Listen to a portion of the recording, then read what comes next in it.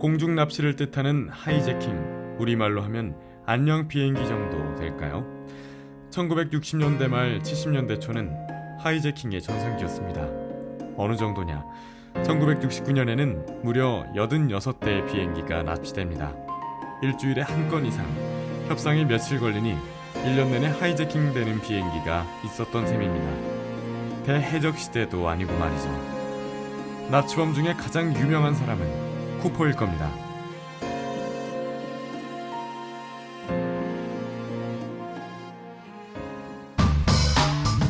1971년 11월 24일 포틀랜드 국제공항에 댄 쿠퍼라는 남자가 등장합니다. 당시 FBI가 작성한 몽타주입니다.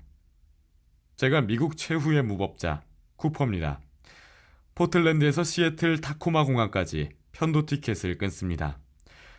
보잉 72700 노스웨스트 항공 305편이었습니다. 36명의 승객과 6명의 승무원이 있었죠. 쿠퍼는 비행기 맨 마지막 줄에 앉았습니다. 이 메모 좀 보세요. 쿠퍼가 승무원에게 메모를 건네주려 합니다. 남자친구 있는데요.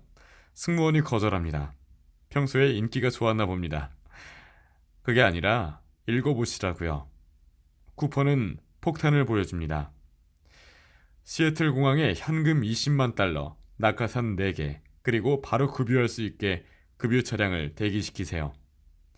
비행기는 예정대로 시애틀 타코마 공항에 착륙합니다. 경찰은 돈과 낙하산을 준비했고 쿠퍼는 승객 전원과 2명의 승무원을 풀어줍니다. 그러니까 이제 비행기에는 조종사 3명, 승무원 2명, 그리고 쿠퍼까지 6명이 타고 있는 것이죠. 승객들을 내려준 것이 그나마 양심적인 행동이었을까? 범행 과정을 보면 딱히 그렇지는 않습니다. 그리고 멕시코로 갑시다. 비행기가 남하하는 중 승무원 2명을 조종실 안에 몰아넣습니다. 이제 객실에는 쿠퍼만 남게 된 것입니다. 그리고 구체적인 비행 지시를 합니다. 랜딩 기어를 내리고 여합 장치를 끄고 최저 비행 고도에서 최저의 속도로 비행하십시오. 조금 뒤 객실 기압이 급히 낮아집니다. 비행기 뒷문이 열린 것입니다.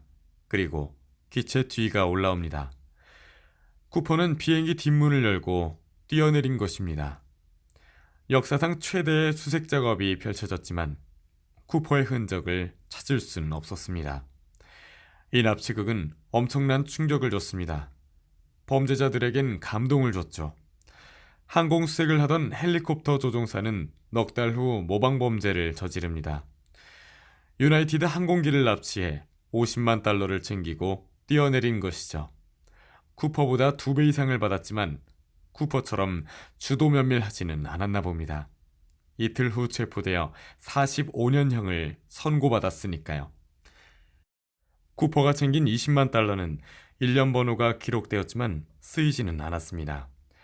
5,800달러를 8살 나이가 발견하긴 했지만 그뿐이었죠. FBI는 45년 동안 수사하다 2016년 7월 8일 수사를 중단합니다. 수사는 중단되었지만 호기심을 막을 순 없죠. 지난 45년 수십 명의 용의자들이 거론되었습니다. 공수부대로 월남전에 참여한 사람은 한 번씩 의심받았습니다. 남편이 잠꼬대로 쿠퍼 이야기하는 걸 듣고 남편을 의심해서 신고하는 부인이 있었습니다. 남편이 몽타주와 닮았다는 것인데 그 외에는 아무런 증거가 없었습니다. 닮은 걸로 따지자면 고독하게 밥 먹는 일본 배우가 떠오르기도 합니다. 2016년에는 베트남 참전군인 로버트 렉스트로라는 인물이 용의선상에 올랐습니다. 다큐 제작자들이 따라붙어 양심 고백을 요구하는 인터뷰를 했습니다. 그런데 어떤 증거도 없었죠. 최근 언론이 의심하는 사람은 월터 레카입니다. 2014년 월터가 죽으면서 친구 로린에게 고백을 했다는 겁니다. 대담한 친구였어요.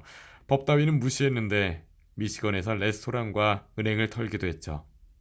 그리고 일화하나를 말합니다. 그 친구는 그 비행기가 무슨 기종인지도 몰랐대요.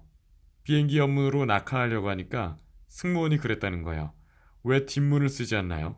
그러니까 네 그러려고요 했다지 뭡니까. 믿음이 가십니까? 비행 고도를 조절하고 랜딩 기어를 내려 속도까지 떨어뜨리게 한 쿠퍼와 잘 맞지 않죠.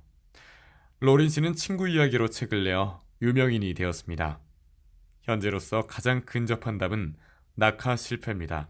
11월 말의 날씨에 뛰어내린 곳은 루이스강 근처. 인근에는 폭풍우가 몰아치고 있었습니다.